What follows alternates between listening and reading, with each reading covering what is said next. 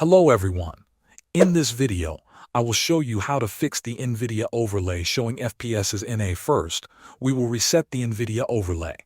Open the NVIDIA app or GeForce Experience on your computer. Once it is open, look for the General section and click on it.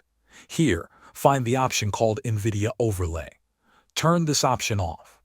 Wait a few seconds so the change fully applies. Then turn the NVIDIA Overlay option back on again. This simple reset can often fix the FPS display problem right away. After doing this, close the NVIDIA app completely and reopen it to be safe. Next, press the Windows key and R at the same time on your keyboard. A small run window will open. Type services.msc and press Enter.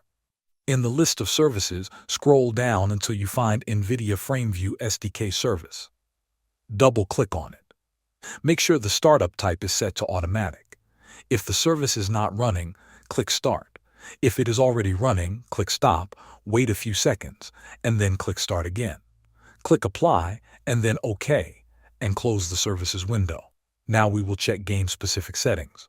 If FPS shows NA only in one game, this step is very important. Right-click on your desktop and open NVIDIA Control Panel. Go to Manage 3D Settings. Switch to the Program Settings tab. Click Add and browse for the game executable file. Select the game and apply the changes.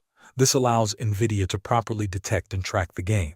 If the FPS still shows NA, try reinstalling the latest NVIDIA drivers from the official website. Thanks for watching.